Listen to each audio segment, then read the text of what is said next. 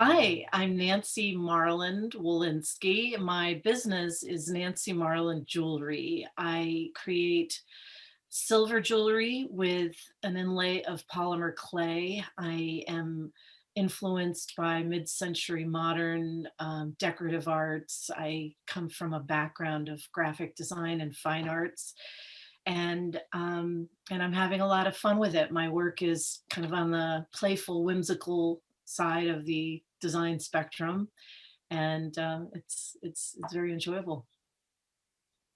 Hi, Nancy. How are you? Hi. You know what? I have to say that this is, I mean, so you are, I live in a town called Marblehead, Mass. You're not from here, but I met you here because you were at an artisan fair. And there's a lot of different designers, et cetera, that are here. And I love it because I just have your card because I'm like, I need to keep her card. And I saw your jewelry and it was just so unique that I'm like, oh, I need to talk to her. And then we were talking a little bit, and then you had so much more of a story. I'm like, oh, we need to talk about this. Okay, this is good because you are a perfect person to be on this podcast. So I started this podcast at the start of the pandemic. I thought it was going to be 3 weeks, something to do. Little did we know it's we're like over a year, and I've interviewed close to about over 178 businesses around the world, and I want to always bring in more people because one of the reasons why I started the podcast was I used to work in the media, but also I was listening to a lot of they will always be my media colleagues. My media colleagues saying that small businesses and entrepreneurs and innovators were dead. I'm like, well, that's literally impossible because that's like 85% of the world's economy. So I wanted to prove this by having you guys share your story.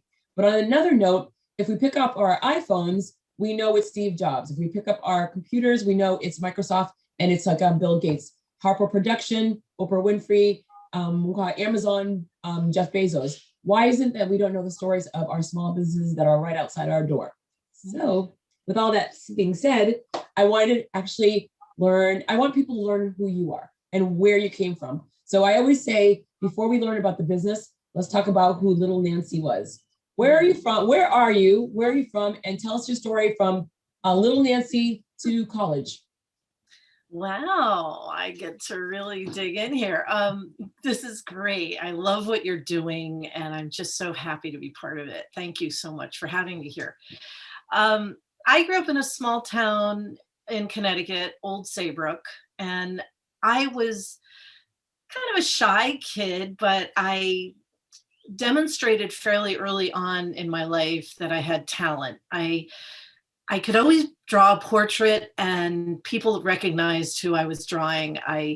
Um, there was I remember this school, did you guys have these class, stage things that you did in elementary school where the whole class got involved with one particular thing? Well, I was going to do a duet with this girl who ended up getting sick. And so I had to do it on my own. And so I had to be out there and sing this song. It was a ballad, I think I was in sixth grade. And people really responded. And I realized at a young age that I had, these gifts. And my dad kind of pushed me, a little bit into fine arts. And so I went to the Art Institute in Boston, and with the idea that I was going to study graphic design and illustration. And I ended up moving into fine arts. And I think I didn't want to be pushed to do commercial work just so quickly. I really wanted to explore, what made me tick and, what fine art was about. And so that was good at the time. But after I left the school, I ended up working in graphic design, and I did that. I'm going to pause you for a quick second. Right. You jumped over an entire genre of who Nancy is. Like it just was like, wait a second. We went from dad to college. I'm like, wait a second. There's like a lot going on there. One, what was it that your parents saw in you that they were like, you're definitely arts? Because I mean, a lot of parents, the arts are hard. I mean, arts are hard. And so parents try to persuade their children to go into things that are a little bit more stable. So what was it that they saw in you that they're like, you know what? I go, she has something in her that we're going to like make sure that she sees how far it can go. So that was number one. Number two, what was the talent? I mean, was it singing? I mean, this young lady got sick, but what was it that you did on stage? And then again, what did people see in you that all of a sudden you're like, oh my God. And was a drawing that people could recognize, was that something that catapulted your dad? So there's three different questions that I kind of put it out of order, but that was like the essence of it. But also, when you were younger in school, were there anyone else, or was it just your family that saw the talent and then they just kind of pushed it over? So school with talent, your parents, your art.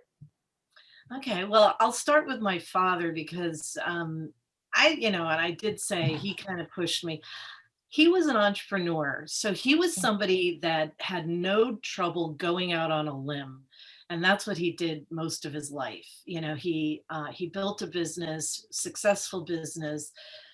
Later, he went out on other limbs that broke, but anyway, he for a long time he was a very successful businessman, and I think that he just sort of had that, that he was able to project that, and I was able to pick so much of that up. I mean, I really think that a lot of who we are is in our DNA, and we're starting to hear about scientific studies that actually confirm that too.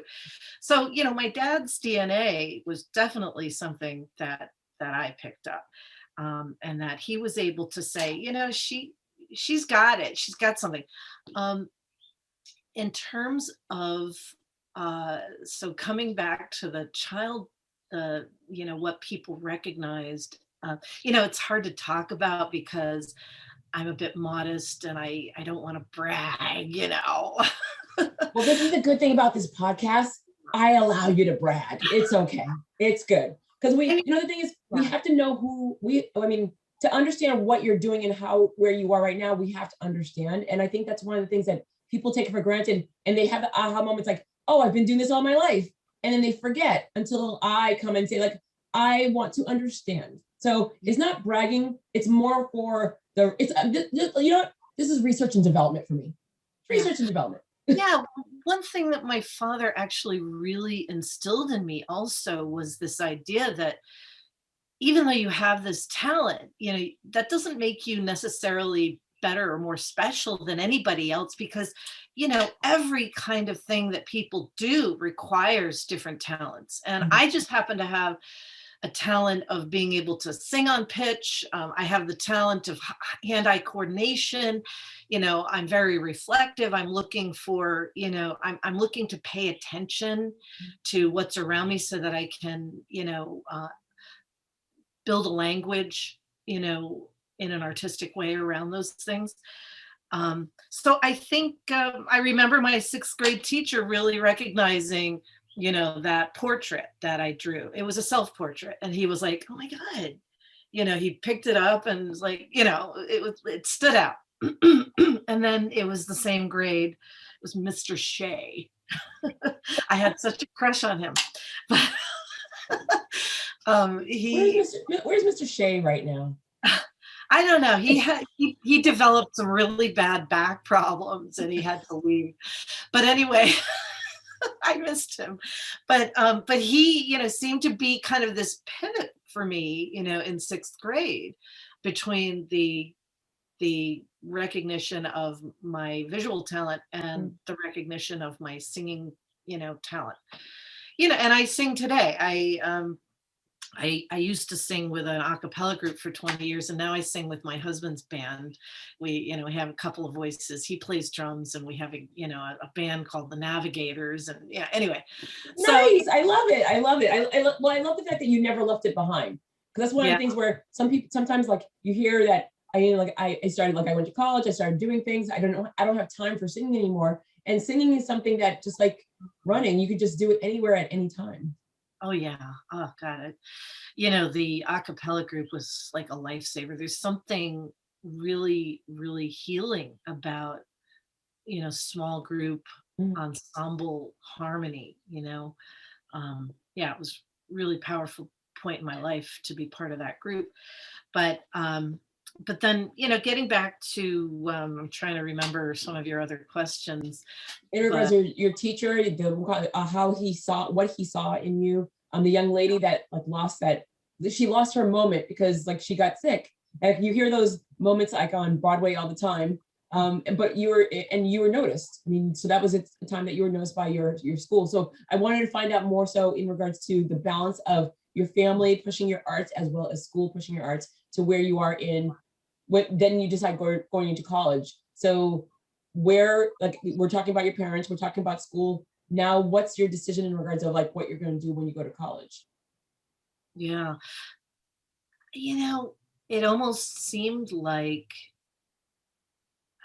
there wasn't much conflict for me. I think I recognized pretty early that I wanted to be in the arts, for some of the obvious reasons. It was almost later, I think, when I was in my 20s and 30s that I was a little bit more confused about, where I wanted to push this work. I was I'm a very practical person. I'm a Virgo. I have kind of this dual brain thing and very organized. And so, the graphic design really worked for me. Mhm. It gave me the ability to make a living, and it was creative enough. I got and one of the things too is that I really wanted to work with other people. That ensemble thing was really important to me.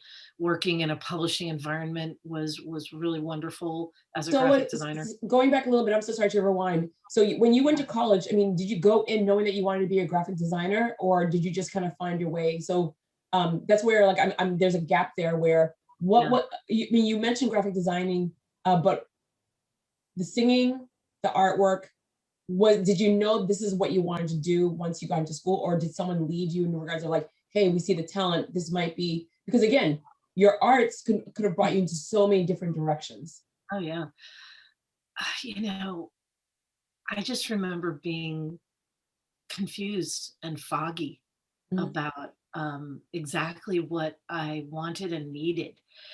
It seemed appropriate to go in for graphic design. I think I recognized fairly early that commercial art was going to be a direction for me. Mhm. Um, but when I got there, I I don't know, the work was s- the type of work that I wasn't really interested in doing at the time. I think I really wanted to explore the fine arts, and so I was happy that I was able to switch that major and got into painting. Mm. And and it gave me kind of a way to kind of grow up. I mean, I think of myself as kind of a late bloomer. My head was in the sand until my probably late 20s. I mean, I'm not kidding. I think, kids probably grow up a little bit quicker today, but back then, I was sort of, you know, my parents went through a divorce, in my early 20s. I mean, there were things that kind of interrupted some of that growth. Not that it's their fault at all. It was just sort of the circumstances at the time. But yeah, so I think it took me a while I mean, I look back and I think I really kind of fell in to certain things just out of the fact that it was there and it was available. I mean, after leaving college, I ended up getting a job working at the Tab. I don't know if you remember the Tab, this The little newspaper. newspaper. Mhm. So I did paste up back in those days. It Yeah. was paste up, and I worked in this just wonderful little group of women, mostly, that were putting together these ads for the paper. And and so it was kind of an opportunity to just sort of climb the ladder of graphic design. Mhm. From there, I became an assistant art director for another magazine. And then from there, I became art director for a technology magazine. And, Mhm. so the money was good. And then over time, Paste Up went away and the computer came in, and I was able to do it all myself. Yeah. So that led me to be able to be self employed. Mhm. Um, And so I became a self-employed graphic designer for almost 30 years. I was self-employed. And What was it? I mean, what was the major thing that you learned during that time? Because you are I mean, so you're starting your career. And I mean, when I started my career in the media, radio, and my interns laugh at me because we had to pull carts. And they're like, what are carts? I'm like, well, there are 8-track carts that you had to oh, pull out and you had to stack right. them up. And then the DJ would just put them in the slot and the song would play and pull Yeah. carts. And they were like, oh my God, sounds so archaic. And I'm like, it was the most archaic thing in the world. Oh, I And when you know. think about how music is done now, where a lot of my friends that still work in radio and they're just like, everything's on the computer. So how was it in regards of how did you keep yourself relevant? You're learning all these different things, but you kept yourself so relevant where you became you owned your own business. How Yeah. was that transition? What did you learn? What would you say to anybody that's listening about when you're working in any industry, as you're growing into it, what should you pull out of it so that way you can actually grow from it? Because sometimes people are like, I'm just going with it. It's kind of going through the emotions, but they Yeah. don't realize every single step is a learning process. So what was your learning process throughout being being part of a team, small team, but a very unique team, to owning your own business? I will say that, and again, I don't mean to brag, but Stop saying that. We're not bragging. We're just talking. all right, all right. So I have an incredibly serious work ethic. When I worked for my father when I was a teenager, they wanted to clone me. I wasn't your average boss's daughter, who kind of took advantage. I worked in the mailroom, and I just used my time in such a way. I played with the clock. I mean, it was like a game to me. The whole idea was to sort through this mail. It was part of the business. It was publishing business, and part of the business was sorting mail, junk mail. It was Mhm. advertising, marketing. That was his form of marketing. And, so the mailroom that I worked in, you had to sort through this mail and bundle it up and get it ready for the post office.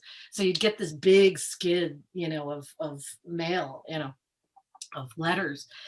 And I was going through that stuff like gangbusters. And so, at any job that I've ever had, I think I bring a lot to the table because you know, I'm looking for the patterns. I'm looking for the way to be organized about it. I'm listening, to what, my boss or client needs. I'm really trying to service them well. It's not about me.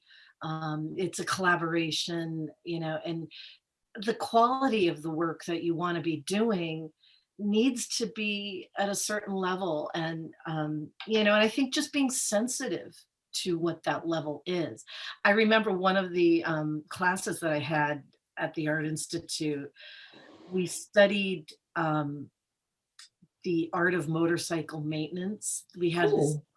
teacher, he was all about talking about what is quality, and it's really hard to put your finger on because, it's on a spectrum. And but I think that it's really important to get that, and to that service element. And even as I build these products, making sure that they're good quality, that they're gonna, not fall apart, that there's no dent, you know, that stuff happens. Um, and that if somebody's unhappy or, lost an earring or something broke, you happily make it right. You know what I mean?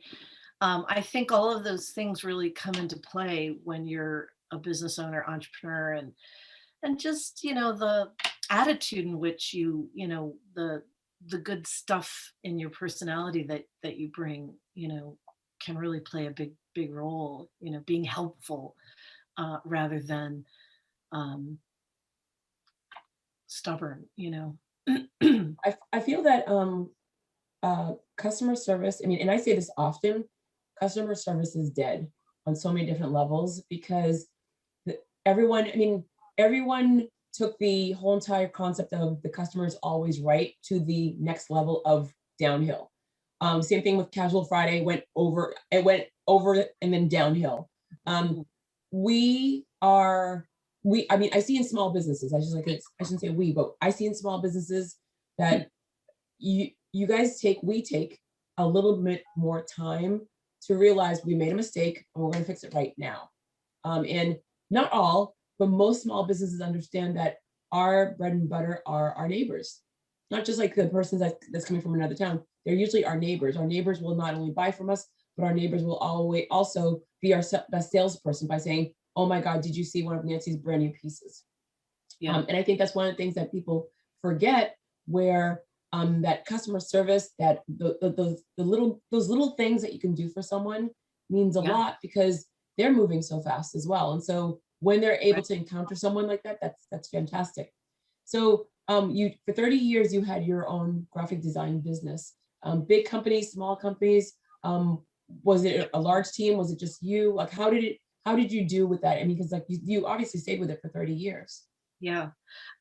It was just me. I had, you could go to marlanddesign.com and see, I still have that website up. You can see some of the work. There's a client page. I mean, I had clients ranging from arts organizations like the Boston Classical Orchestra, to Indian Hill Music, which is out in Acton, to, high tech companies, the e-learning guild, which was based in California. And, and I had really long histories with these people, you know what I mean? Because they knew they could count on me. And that is so key, is building those relationships and, maintaining them well. It's never perfect. There's always something that goes awry somewhere, but that's human nature. Yeah, I mean, so I did a lot of different things, lots of different clients. I bartered a lot. I mean, I still barter, I love bartering, and, just everybody needs a graphic designer at some point in their lives. I always say everyone needs marketing in their lives. I go, I mean, when you wake up in the morning, and you decide if you're going to brush your teeth or not. I go, you've already started marketing right there. That's right. Absolutely. Yeah. So from your company of 30 years, like, how do you transition? I mean, where do you live right now? I'm in Swampscott, right? You're in Swampscott. Okay, you're in Swampscott, town that's next to my town of Marblehead. So why did you transition from 30-year career to what you're doing right now? How did that happen, I should say? And also, what did your family think of it? Well, my dad had died long before, and my mom actually died the year that I started my jewelry business. But, I think she was happy for me in that, the graphic design industry was really changing. When we first got hold of the computer, it was like, oh my God, we were riding this wave, of possibility. And it was really fantastic for many years. And then the wave started to kind of come down as more and more people were able to use the computer to do graphic design themselves. And the whole nature of the relationship with customers really changed, because they could do half the job themselves, and they just, I don't know, it was really changing for me, and I was getting a little bit more, fed up. So I realized it took me a number of years. I was really asking the universe, because jewelry, if you had asked me 20 years ago about jewelry, that would have been completely crazy, because I grew up a tomboy. I never wore jewelry. I very rarely wear jewelry even now, I admit.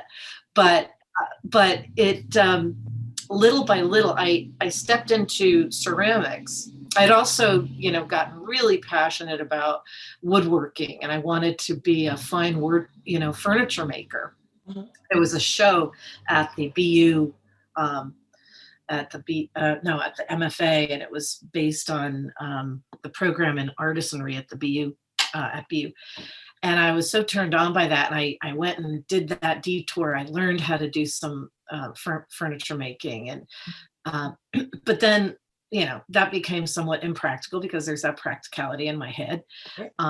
So ceramics was a passion, and it still is. I've come back to ceramics, Mm. but after doing about 5 years of ceramics, just nights and weekends, because I was still maintaining my graphic design business. Mm. And I wasn't really getting a huge amount of traction in ceramics, but I got my hands on silver metal clay.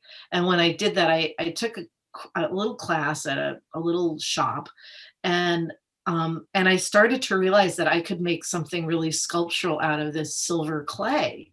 And what you do with it is you put it into a kiln and you fire it and it becomes silver, because it is silver. It's just powder with added water. And Wait, so, I didn't realize this. Wait, yeah, silver, silver comes in a powder? What? yeah, you can fine silver can be made into a very, very fine powder. Mm. They add some kind of binding. It's like a 5%. I don't know quite what it is, but it's added.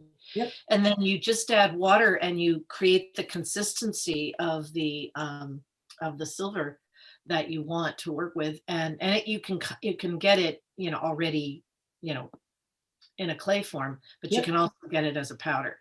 And so I got myself a little kiln, and I, created these pieces, and that was when my water collection was born. So in the process of discovering, what I was going to do to make a living, because I needed to, I brought in a lot of what we survive with, financially here in this house. Yep. And so, but again, I think the DNA of having my father's, entrepreneurial spirit in my DNA gave me the confidence and the, you know, uh, drive, to Yep. be able to decide, because it is not for the faint of heart. I mean, when you're moving into a creative business, you are going to get a lot of rejection, Mm. especially at the beginning. I mean, thank God for me, I had a lot of fake it till you make it skills, like the graphic design. I could take good pictures. I could make a website that looked like I was really professional. But I will admit, the stuff that I started out with was pure schlock. And it took me a while to really, to learn it. It does really take those 1,000 hours. I mean, 10,000 hours, I Yeah. should say. It really does. And now after 5 or 6 years of doing this, Mm. um, I'm feeling, like, wow, I've built this foundation that's working now, and I can see that it's picking up. It's kind of taking off. What is the, I mean, what are the, you started your company, it's 5 years. I mean, so, I mean, in essence, you've had two companies. For 30 Yeah, years, and then you're reinventing yourself and you created this new company. You're a yeah, serial entrepreneur. I mean, like you talked yeah, about how it's in your DNA, but you are a serial entrepreneur without even realizing it. And yeah, you're showing the world where there's just more, I'm more than just one show. I have many shows in me. yeah, So what are the highs and lows of starting a new business, still in a creative, you're in creativity, but it's a whole different skill set. yeah, And you're dealing with, I mean, and I'll give you an example of, I have a client that's a doctor, and he's like, I went to medical school. I'm a doctor at MGH. And now I'm converting myself into a speaker where I don't want to be the medical person. I want to speak. I want to teach on a higher level. So he travels around the world, and he had to build that brand of that I'm the educator, but I'm still the doctor, but I'm doing it in a whole different way. You're still the artist, but you're doing it in a different way. So what were the highs and the lows for you in regards to starting this business after you were very successful in the last one? yeah, yeah.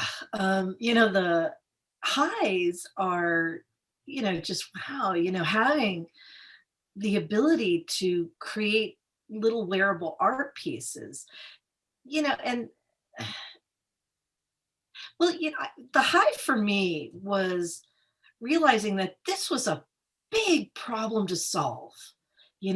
solving the problem of the engineering behind a piece that's going to hang well and be comfortable, solving the problem of being different in a huge, huge Mm. industry that, you know, is just crazy huge. Um, Solving the problem of being able to produce things in such a way that you can sell them at stores. So, there's a lot of problem solving. And a lot of that stuff in the beginning, I didn't know. I didn't know that I even had to solve those problems until I knew. And it really helped me in the beginning to hire a mentor from the industry. She was somebody that I took a polymer clay class with, and that was another good move for me is getting into the polymer. It's a great material, and it gives me a lot of flexibility Yeah. with the silver. It's a nice contrast to the silver. Um, but she helped me lay out my calendar. Okay, this is what we're going to have to do. Bang, bang, bang. You got to get those shows on the calendar. Some of the lows, I had to really push them aside. I had to really compartmentalize as I was building this. You know, if you take those lulls, oh my God, how big the industry is, how much competition there is, I even felt this guilt being another jeweler in this huge industry. And I had to push all that aside because I finally made peace with it. It's like, yes, there is room for one more jeweler in this universe. So it was a lot of thought and having to really settle some of those doubts and in my mind, and to stay focused and to move forward and to just keep putting that one foot in front of the other. And after a while you really do feel like you're this little snowball going down the hill, and it does pick up traction. It's like, oh yeah, I remember her. Oh, and now I've got clients that reorder, and I never even considered that a possibility in the beginning, you know uh, but it really does grow. And I think persistence Mhm. is huge, huge. I hope I answered that. You did. And you answered it so well. I love it. What are what actually is um, uh, March 2020. Um, you are working from home. You are a designer. You're dependent on going out and seeing people and showing your work. The pandemic starts, there's a buzz, something going around Italy, China, there's a buzz. But all of a sudden, mid-March, we're shut down. The country is, well, especially in the Northeast, we're shut down. And then by April, everything is shut down. What did that do what did you feel at that time? And what happened to your company to this point where we are right now? Yeah. Well, 2019 was an enormous year for me. I mean, I was like, wow, this is really happening. So I cast a lot of components. When I build a piece, this takes three components, for example. Mm. So, I built those originally, and then I cast them, and it's a lot of what a lot of jewelry designers do. And I decided at the end of 2019, I'm just going to cast a ton of stuff for 2020. I spent thousands Mm. on the stuff that I cast, and thinking, oh yeah, 2020.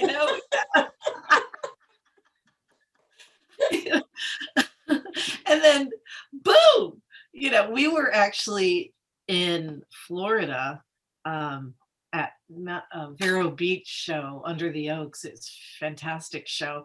And we were there one day. It was that Friday the 13th. We got the word, go home. So that's what we did. We went home, and it was like, wow, I mean, and the pandemic sort of unfolded as it unfolded. I don't know if anybody knew, how long this was going to last and how it was going to impact people. Mhm. But, one thing I do credit myself for is that all along I have been gathering emails from people that visit the booth. And I think shows are very important to my business and I enjoy them because it puts me in front of people.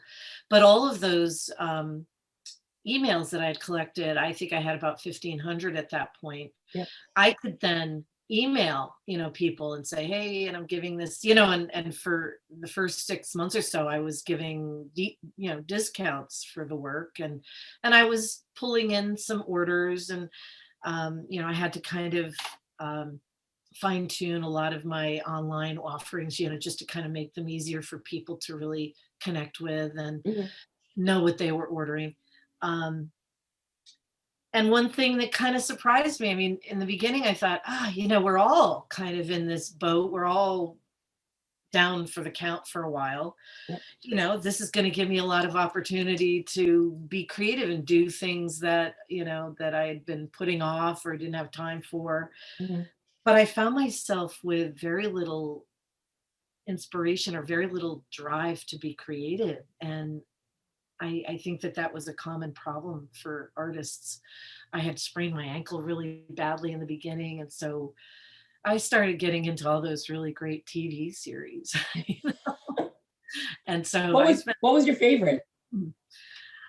oh gosh, so many. I mean, Don't say Tiger King. Don't say Tiger King. oh, well, we did watch that, but we watched this little one. I don't know if it's everybody's cup of tea, but my husband and I really enjoyed it, called Offspring, I think. Yeah, Offspring. It was this Australian, uh, obstetrician who, crazy family, 8 seasons, we could really get through a lot in that one. And, the thing that my husband and I really talked about and decided, I mean, the politics, as we know, were just horrible. I mean, it was just disgusting to watch what was going on there. And so we did not want anything dark. Whatever Yeah. we watched, it was going to be light and fun and just live vicariously through the characters of a fun series. So we watched a lot of comedy. Mhm. We just had fun with it but yeah, Well, all right. So do you have children? we have 2 daughters. You have two daughters. So you have this business. You thought it was going to be an epic year. A Yeah. pandemic is happening. You have your husband now at home with you as well. Were the daughters at home as well? Meredith, my younger daughter, was at UMass, and Mm. so she was still there because she had an apartment, but she Mm. was online, but she had an apartment, so she was there. And Lauren, my older daughter, was home. Yeah, Mm. she got a job fairly soon after it started working for the Broad Institute. It's big lab in Cambridge, and they started doing COVID testing. So Okay. she got a job doing that. So that kept her busy. And so my husband actually went to the office. He was the only person going to the office. So it almost, in some ways, it didn't seem abnormal because he Okay. was out of the house. Lauren was working. Um, yeah. But you are now, all right. So pandemic, people are coming in and out of your house. Um, the world is Yeah. the world is Yeah. shut down. You have your own business, and then you're still trying to keep like, okay, what's going to happen? So how did you balance everything? I mean, like you're the mom, you're the wife. I go in, and most people lean to you for the is everything going to get better kind of situation, and yet you're a business owner, you're an entrepreneur. How did you balance everything? Because I think that's one of the things that I'm always in awe of how do you keep yourself balanced with so much noise? And yes, the politics, and then of course then well, the politics, and I always say the pandemics. There was like xenophobia, there's Black Lives Matters, there's the politics. There's so much noise out there. How are you keeping yourself in a place where like, okay, how does the creativity come out of me with all of this noise happening? because there's so many people that have businesses, and you just said where the world just sucked the life out of you, and you're like, okay, I just want some happy things. So what else did you do? Because I think that people are still struggling right now, where you're being asked to go to work. Your kids are, it's like, it's a season where your kids are home a little bit more. So people are just like, I can't do it myself. How do you pull yourself out of it? So what did you do? How did you do it? How did you find that way of getting a creativity back in your life? I started focusing on one-of-a-kind pieces. I have I have a sketch pad filled with ideas, um, and I also had built some pieces that I hadn't quite gotten to, and my Mod Pod collection was born, and throughout that year. I'm using gemstones in that collection. I wanted to try something a little different, and made a decision that that was going to be kind of a custom order piece collection, that's made to order because of the gemstones. But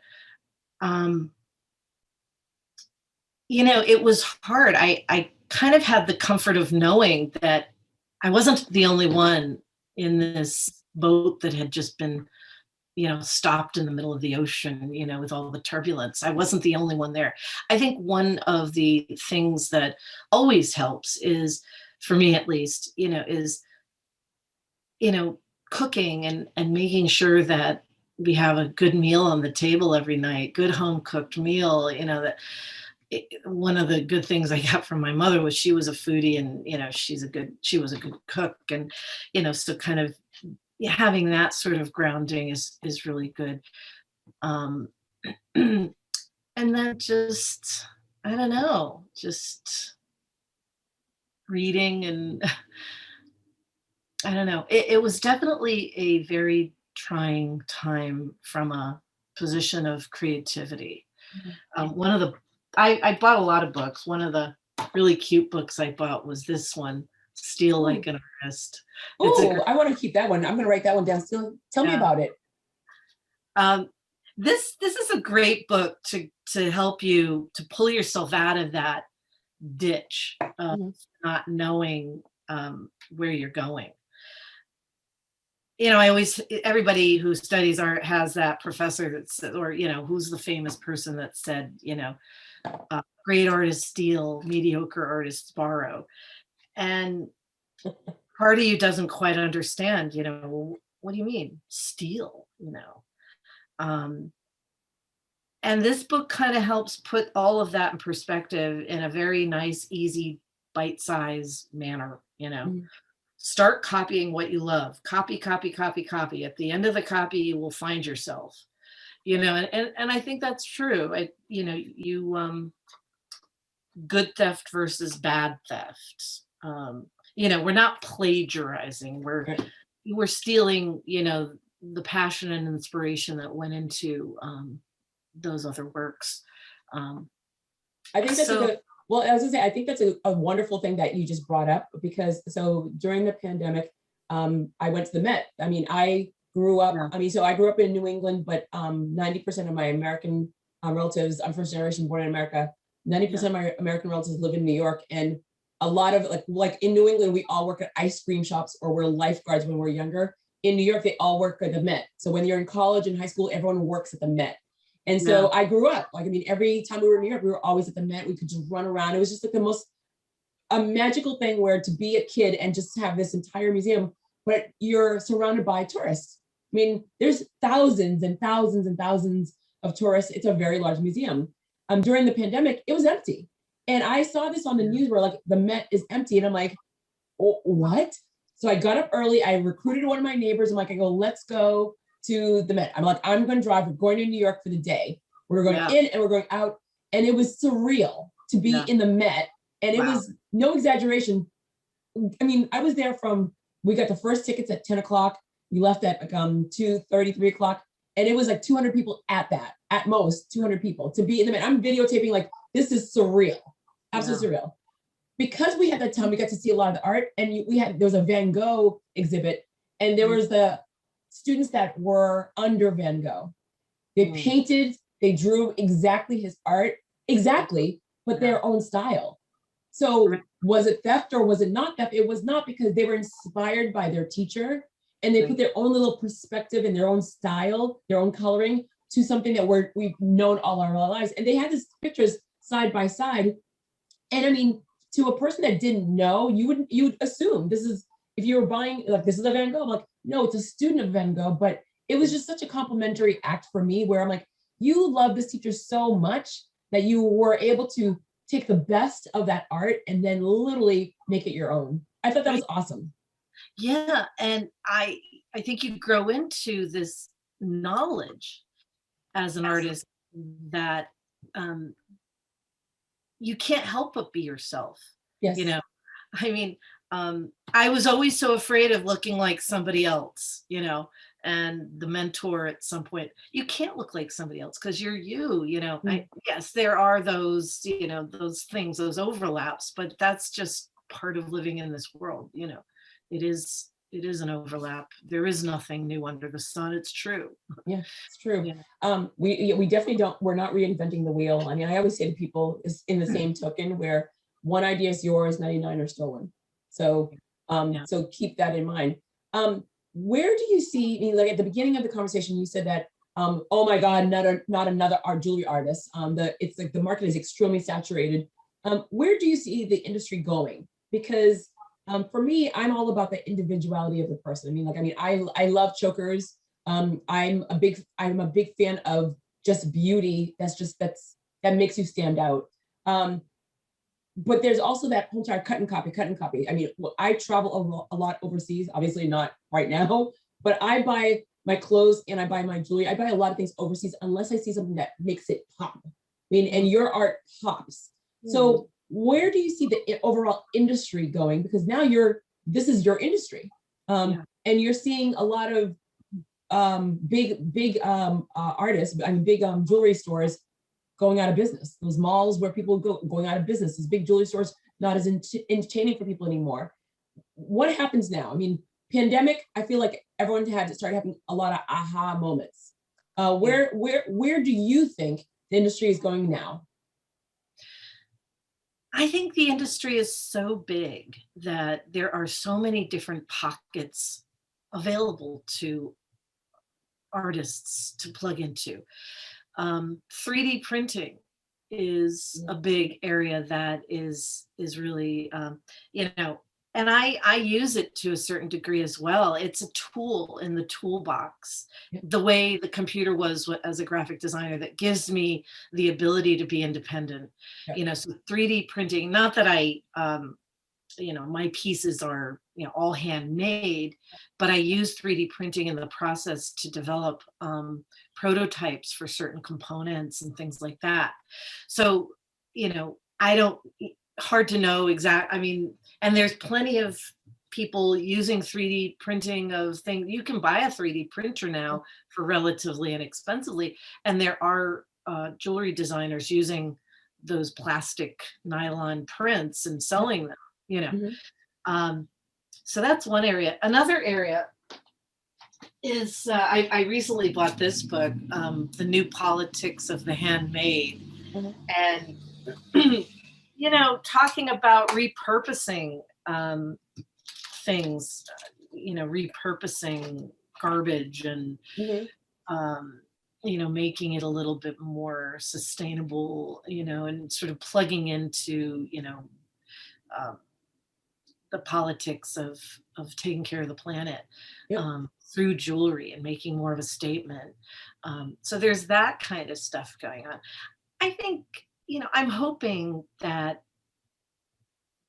doing handmade works is always going to appeal to the person wearing the piece. I've never been in the business of doing, the really, really high end diamonds and pearls. That's just not my focus. But yeah, it's, it's just so huge, the industry, that there's so many possibilities, and it's hard to put my finger on them, but because I'm relatively still new. But, technology is a big one. And, how we market, how we I still love, getting one-on-one with people, and I hope that that never changes. I mean, some people will argue that it is changing, that it's all becoming online, and you do have to be prepared, Mhm. and make an online presence. But, I get so much from being in person with people, and I think people get it too. I hope I Who, I mean, I was gonna say, who is, I'm so sorry to interrupt. I didn't want to step on your last word that you said. Who's your best customer and why are they your best customer? Like what makes them the best customer for you? I would say my best customer are older women, over 40, 35, 40, up to, 80. Those are my best customers because they're not afraid to wear something a little different. I mean, I could get a lot bigger and bolder with my work and I may yet because there's really big stuff out there and that's a good thing, but I'm still, still sort of in this nice, easy mix of being different, Yep. but not being big, big, crazy different. Not being, my sort of sweet spot. I really do want to make wearable art, Mhm. but and there's such wild stuff out there. I mean, there's really wild I have stuff. seen a lot of wild things, and I feel like I go, you have to have a big neck. I mean, I have a smaller Yeah, neck, but I mean, like I am really jealous of tall or I mean, a full figure woman that has like the neck space where their art is really just like dynamic. And I'm like, I don't have like those big pieces of jewelry I can't wear. It just yeah, I would get lost in it. And yeah. so I love that. I mean, I'm always so jealous of that neck space. Yeah. But and my thing too is comfort. If I'm gonna wear jewelry, I don't want to feel it, I Yes. don't even know it's there. So, I'm making stuff that's comfortable, that, you know, is kind of, a little bit of a conversation piece, Mhm. something a little different and I not think too that's, scary. but I think that's, you're right. When you just said as a conversation piece, that's what I love. I love when I walk into someone's home and there's like some cool things where like, okay, where did that come from? And then the conversation starts. The jewelry, and that's what I mean. I stopped at your booth and I was like, I've never seen something like yours. It really stands out. And there was like, I'm the nature fuels me. I live by the ocean for a reason. I'm a Caribbean kid. Yeah. I'm a runner. I love being in the woods. I mean, I'm fueled by just nature, and Yeah. your tones are all they remind me of everything that the island kid would enjoy and love. And it Right. just was like, that was step one. But step two, they're so unique where I was like, you were, I mean, like I walked away and I stood by the side of your booth where you didn't see me, but people were coming and talking to you. And I was just like watching their excitement of, oh my God, I mean, like they had never seen something so unique and so different. And that's what I love that you bring to the table, that you get people excited before they even know who you are, what your jewelry is about. They stop and they're excited. And Yeah. and the day that I met you, it was a rainy day. I mean, it was a rainy, horrible New England day. We've had a lot of rain, Yeah. and you brought smiles to people's faces in such a short span of time, and they stuck around and they looked and they're like, let me have your card because I want to go back and reference. And I just love that you were able to do that without even realizing, like, you are bringing smiles on a rainy day. Oh, thank you. Yeah, I love being out in front of people with this. It really gives me so much pleasure. And again, I had to kind of grow into the knowledge of that. Because I didn't start out, I made a practical decision to make jewelry, But what I realize is that I am helping people. Well, maybe that's too, I'm contributing to their sense of identity. Mhm. And that's a real big plus for me. I Yeah. love the idea that when somebody puts on a piece of this jewelry, they see themselves in it. They see something, about how they want to project their identity a little bit. And that's really a thrill. It's a thrill for me. I mean, that's amazing. Um, if there's someone out there right now listening and they want to start their own business, they want to switch. I mean, they want a career switch. What advice would you give a person that wants a career switch? Because during the pandemic, there were a lot of people that got laid off, got furloughed. Basically, just like, I mean, they're in their jobs, they're getting paid, but they're not happy, and they're realizing that because they're at home and they're realizing this is not the place for me. What would you say to someone that is thinking about it, but they don't know where to start?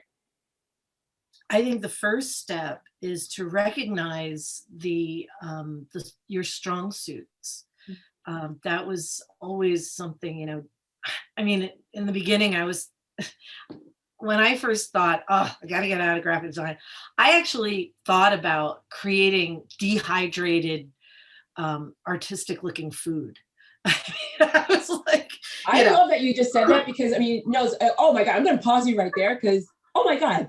All right. So my dad grew, I mean, like like we have fruit trees in my family's house in Florida. And when my dad died, we get mangoes every single year, nice big box of mangoes. And these were his babies, his mangoes are the most amazing. I mean, whenever I get a box, friends get mangoes and they're like, we've never tasted mangoes like this. I go, I know, they're my dad's mangoes. I kept a seed, and there's one seed that I have from the year that he died. And I'm like, I want to make a necklace out of it. And I'm like, but I don't want to try it and ruin the mango. So I have the year after the backup mango just to double check it. So when you say that, I'm like, oh, I hear you. I hear you. All right. yeah, I was like, well, to be quick, I have to collaborate with you on that one. well, I had looked into the costs of dehydrators. I mean, it was way out of reach. So but it also brought me back to the idea that, I'm not a trained chef, I'm really more of a trained artist. And so that's my advice. I mean, look inside yourself and, what is the thing that you have, what is your strong suit? And that's probably step one. But step two is, just to keep paying attention and looking around you, what's going on, I don't know. I was asking the universe a lot, what's my next move? One small foot in front of the other. And then learn how people go about it. If there's something that looks really interesting, find someone and really pick their brain about what's the day to day like. How did you do this? How did you learn this? I ended up finding a mentor fairly soon, in it, within the first year. If you look at my, writing the blog was, a good thing too. My very first blog, called Redesigning the Designer, it kind of goes into a lot of, what was going on and how I got from A to B. And so that's my advice, pay attention to that inner voice, understand the strong things that you bring. I love that. I mean, I really love that. I think that sometimes if people are looking towards other people to find that answer, and they're not realizing that it's right within, and finding the things that you love the most are usually the things that you succeed in the most. Because if you asked me 15 years ago whether I was going to have my own business or even a podcast, I'm like, no, I love working for the man. I love working my paycheck. I love my insurance. I love all the things where I walk into work, I do my job, I walk out. That's what I love. And when the 2009 recession happened, I was given no choice. I'm sitting in an MBA class, and the president of the school came out and told us, you guys are all overqualified and no one's going to hire you. Go live with your capstones. We're like, what? What do you mean? And it was like, I mean, it wasn't a universe question. It was just like a entrepreneur by necessity, not by desire kind of a situation. Yeah. But 12 years later, I have my business, and then the pandemic happened. And then the podcast came out of nowhere, where I was in the media for 10 years. I didn't want to go back to the media. I mean, I love the media, but I didn't want, I mean, never in my wildest dreams did I think I was going to do it again. And the pandemic said, hey, there are some people that kind of need you. And so I'm happy that both situations happened. I mean, at the time they were like, really, can't believe this is happening. And if you had asked me 15 years ago, I would have said, absolutely not. But I mean, if it wasn't for those two situations, I would never meet amazing like artisans like you. I mean, I would never meet entrepreneurs. You're a serial entrepreneur. And I'm sure you never use the word, but I'm like, that's what you are. I Because it call is part of your DNA. it, I'm unemployable now. I'm Mm. just unemployable. Well, and that's definitely another conversation on Yeah, our next I mean, definitely our next time when we talk, because I was too. I was overqualified, and so unemployable, overqualified, it yeah, happens. And do you sit idle or do you do something about it? And you clearly did something about it. I had to. I had no choice. I had to make a living. Yeah, I Yeah. love it. I hate that this is the end, because I mean, like when we're together for, I mean, an hour, and it just goes by so fast. So I ask everyone at the end of every conversation, and again, this is not our last conversation. I'm pulling you back in because there's definitely a lot more things that we can discuss. But the last question for today is, if you had a personal ask and a personal ask and a professional ask, so two answers to anyone that's listening, what would be your personal ask and what would be your professional ask to anyone that is listening to you today? Um, well, I hope I answer this correctly. My There's profession. no there's no wrong or right answer to this. This is just your answer. Well, I guess my personal ask is, you know, to, you know, to thoughtfully look at what I'm doing. You know, I am trying to go down a creative path, and I'm always trying to evolve that path. And, so understanding what that evolution has been about.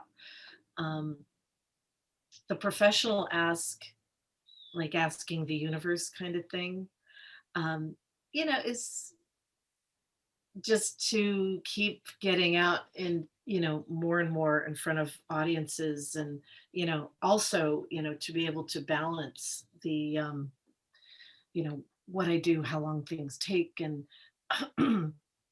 I certainly have a goal for what I would like to make every year, how much I would like to sell. Mhm. And so, I'd like to put it out there that will materialize in the coming. I love both those answers. Whereas, I mean, I think that people forgot about artists during the pandemic, and not just forgot. Sometimes some people have taken artists for granted. Where when you go to the theater, when you're watching a movie, and then all of a sudden they're like, well, there's only old movies out there. Well, because new movies can't be made right now. We're in a pandemic. When you are seeing the dancers that are not working, I mean, the artists of the chef. I mean, when you're going to a restaurant and there's like, I mean, you're not getting that artistry of a chef creating something beautiful for you. The jewelry makers. I mean, all the artists that we have in our world, people took for granted because they weren't there anymore. And the creativity was on, yes, they were on TikTok, and people were finding a different way of getting their art out because it was bottled up. And I have to say, at the beginning of the pandemic, I'm excited. And everyone's like, why are you excited? I'm like, because in 2009, all these companies and all these things came out of nowhere that we never had. And so Yeah, the excitement for me being in the entrepreneurial ecosystem, I'm excited because I know the people that were trapped at home were creating and yeah, designing. And so I cannot wait to see the big items that you create, because they were there. For all the people that I work with, all the people that I see and meet, the new people, I mean, everyone had the time to mm, create bigger in their minds. And so I'm super excited to see what comes next for everyone. thank you. Oh my God. So Well, Nancy, I yeah, mean, I can't, I'm sorry, go ahead. I'm sorry. it's been a pleasure to be here with you. Yeah. Oh my God. It was, I mean, and literally we just touched on a couple subjects. And it's so funny because the time just goes by fast, but you had so many great nuggets that without even me like pushing you towards an answer, you provided a lot of key nuggets for people to understand and to see where you're coming from. But I cannot wait to sit there and engage with you a lot more. And also I definitely want to like look at your art. I mean, because I didn't just take the art because I wanted to have you on the podcast, but I mean, I really want to like purchase one of your art pieces because I like things that make me stand out. I mean, yes, I have a large personality. Yes, I bounce around like a Tigger. But I really do love pieces because I, like you, I'm a tomboy. I've always been a tomboy. I mean, my uniform during the summer is a sport because if I see a tree, I'm climbing it, and I don't want a skirt to be my barrier of climbing a tree or climbing rocks. Right. Right. But I do. I mean, I love being a tomboy. I love my girly girl things, and I will throw on a gown. And I will love my gown, but I want to have the jewelry that really speaks to Jodi's personality, not just because it matches the outfit. Right. Right. Good. Good. So thank you so very much, my friend. Until next time. All right. Sounds good. I look Have forward. a great day. All right. You too. Bye. Bye.